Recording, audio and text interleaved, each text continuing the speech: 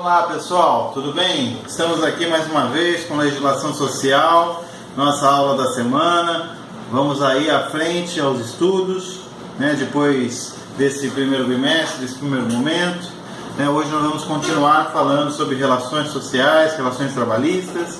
Vamos falar sobre vínculo empregatício, relação de emprego, questões que envolvem contrato de trabalho, carteira de trabalho, tipos de contrato de trabalho. Ok? Então, começando. Gente, a relação de trabalho é diferente da relação de emprego. Eu até coloquei na semana um vídeo ilustrando o que é a diferença entre relação de trabalho e relação de emprego. A relação de trabalho pode ser uma forma de prestação de serviço, pode ser uma forma de um estágio, Muitas vezes não gera vínculo empregatício a relação de trabalho. Agora a relação de emprego não. A relação de emprego, ela tem sempre a questão do vínculo empregatício. Então, nesta situação, nós temos aí o que envolve a nossa aula da semana. Então, nós temos aí, com relação de emprego, os contratos de trabalho. Mas algumas relações de trabalho podem, sim, virar um vínculo empregatício, desde que tenha as características da pessoa ser um trabalhador empregado. Então, aí eu já coloco, logo já no slide número 3 da aula, falando sobre as questões que envolvem o conceito de empregado, que está no artigo 3º da CLT. Para ser empregado, você tem que ter a pessoalidade, a pessoa física, a continuidade, a habitualidade de prestar serviços, no mínimo 3 vezes por semana, já é reconhecido pelo Tribunal Superior do Trabalho. Então, uma má gestão, por exemplo, nesse aspecto, que a lei fala da não eventualidade, que traduzindo se torna a continuidade. Muitas vezes, essas 3 vezes por semana, uma má gestão não registra, o Tribunal Superior do Trabalho acaba, numa reclamação do trabalhador, reconhecendo o vínculo empregatício por esse item 2, que é a continuidade. Então, pessoalidade, continuidade, subordinação, que é a pessoa ficar sob as ordens da chefia, do patrão, da sua previsão, do emprego, do trabalho, então as ordens do empregador. E a quarta é a questão da remuneração. A remuneração é a onerosidade. Toda relação de trabalho, se existir uma remuneração, existe mais uma característica para ser empregado. Então são 4 características fundamentais, requisitos básicos para ser empregado, reconhecido com direito a registro na carteira de trabalho, e se não for assim, ao vínculo empregatício por meio da Justiça do Trabalho. Pessoalidade, continuidade, subordinação e onerosidade, traduzindo remuneração. A onerosidade é a remuneração. Gente, um bom administrador deve zelar justamente por isso. Se tem os 4 requisitos para ser empregado, conforme o artigo 3º da CLT, consolidação das leis trabalhistas, o administrador deve efetivar o registro em carteira. Não efetivando, gera problemas, gera conflitos de relação social. Ao gerar conflitos de relação social, coloquei 2 situações aí na aula. Uma é sobre a questão da diarista ser reconhecida como empregada doméstica, e a outra questão é justamente a que envolve o lavador de um posto de combustíveis. É interessante aí vocês fazerem a leitura. Ambas as situações foi reconhecido o vínculo empregatício pela Justiça do Trabalho, em face de estar caracterizado as 4 requisitos para ser empregado registrado em carteira no Brasil. Lembrando, gente, se faltar um dos 4 requisitos, a pessoa não terá direito ao vínculo empregatício. Tem que ter a pessoalidade, a habitualidade ou continuidade, tanto faz, são sinônimos, a palavra habitualidade e continuidade. Então, pessoalidade, pessoa física, habitualidade, todo dia, subordinação e remuneração, que é a onerosidade. Tem que ter os 4. Senão, se faltar um deles, como o estagiário, por exemplo, falta a onerosidade. Muitas vezes o estagiário é de forma gratuita. Também muitas vezes o estagiário ele não é considerado detentor do vínculo empregatício, porque mesmo ele tendo os 4 requisitos do artigo 3º, ele é um contrato de trabalho regido pela lei do estágio. E pela lei do estágio é uma lei diferenciada que é a CLT. Então tem lá direitos característicos, que não são todos os direitos envolvendo a consolidação das leis trabalhistas, são direitos vinculados à lei do estágio. Gente, toda relação de trabalho, então, contratualmente prevista, tem que ser registrada em carteira. E aí eu coloco o artigo 14 da CLT na aula para vocês fazerem a leitura, o que se trata o registro em carteira, as formalidades, né, como se deve tirar a primeira via de carteira, os documentos necessários para a primeira via da carteira de trabalho e previdência social, a CTPS.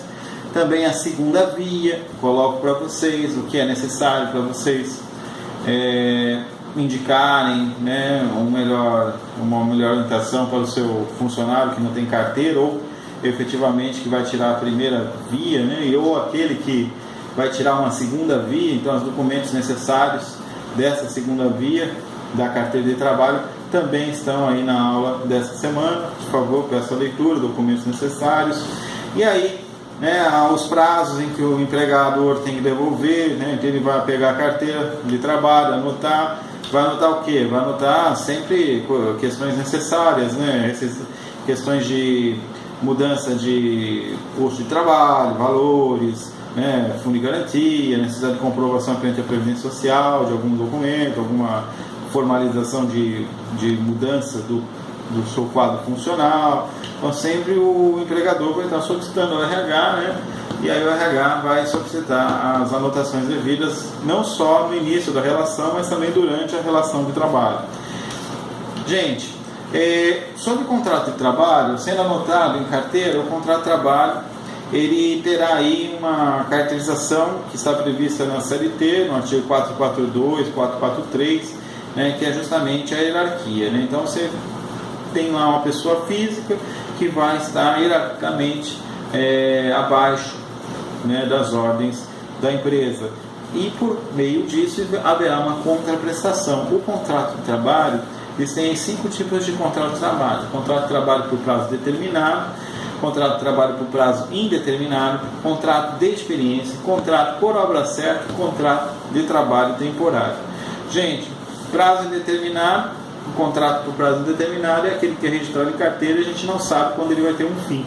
A rescisão é que será o seu fim. Aliás, a rescisão do contrato de trabalho será a matéria da próxima aula, ao qual nós teremos aí mais detalhes sobre a rescisão, os tipos de rescisão do contrato de trabalho por prazo indeterminado. Mas a data de início nós sabemos, né, nesse tipo de modalidade de contrato. Não sabemos o fim. O fim será com a rescisão. Detalhes na próxima aula. Segundo tipo de contrato de trabalho, contrato de experiência. Contrato de experiência é aquele de 45 dias renováveis por mais 45 dias. É um contrato onde é um acordo individual de trabalho, onde as partes empregador e empregado estabelecem as cláusulas relativas às relações de trabalho. Ocorrerá a sua extinção após esse período de 45 dias, renováveis, possíveis renovações por mais 45 dias. Não é certo que ele será renovado por mais 45 dias. O certo é que ele não poderá exceder de 90 dias o contrato de experiência. O contrato por prazo determinado já é um contrato onde se estabelece uma duração de no máximo 2 anos. Então o empregador, né, ele vai precisar fazer uma obra, né, implantar algum projeto na empresa, contrata, mas contrata por 1 ano, por 1 ano e meio, durante aquele período que for necessário a presença do empregado. Então o máximo desse prazo determinado é a duração de 2 anos. O contrato por obra certa, ele também não poderá exceder 2 anos. Como o próprio contrato já diz, ele é muito utilizado em construção, em reforma, em execução de serviços especificados relacionados à obra. Então a obra ela tem um fim, né? Então se contrata, se anota o contrato, se faz um enquadramento e durante esse período de execução de serviço se paga todos os direitos da CLT. Não pode exceder 2 anos. O contrato de trabalho temporário, ele é um pouco diferente do contrato de trabalho por experiência. O temporário é aquele onde a pessoa física vai prestar um serviço, é uma pessoa jurídica, e esse trabalho temporário ele poderá ter uma substituição regular e permanente. O que é um trabalho temporário? Um trabalho temporário ele pode ser utilizado, ele muitas vezes confunde até com de experiência. A experiência é de 90 dias. O temporário pode ser um contrato de 1 ano, né, renovável por mais 1 ano, como muitos tipos de contratos da prefeitura. Você vai lá, presta um serviço, não é uma prestação de serviço, você anota o contrato, né, por 1 ano, você fica lá vinculado com os direitos, né, sendo reconhecidos, né, diante de uma empresa, diante de um ente público, e aí depois a renovação desse contrato temporário. É um contrato onde você tem um acréscimo de tarefa. Se houver acréscimo de tarefa, você vai receber também as diferenças atendidas nessas necessidades, né, do acréscimo. Gente, esses são os tipos de contratos de trabalho. O que nós devemos sempre perceber de importância nessa aula de hoje é que o empregador, o gestor, ele possui várias espécies de contrato de trabalho, como vimos aí, que poderá atribuir na contratação de um empregado. Então, não é nada ético, é totalmente imoral e ilegal contratar um empregado e não realizar um dos tipos de contrato de trabalho que estão aí vinculados à aula de hoje. Então, uma das formas, o administrador, o gestor, ele deverá utilizar, senão ele será um imoral, né? Será uma pessoa que não cumprirá com a lei da CLT ou com a lei específica, lei do estágio ou a lei do trabalhador por tempo determinado. Então, o administrador ele tem que cumprir uma dessas formas. A maior e a mais conhecida delas é a CLT, que é o contrato por prazo indeterminado.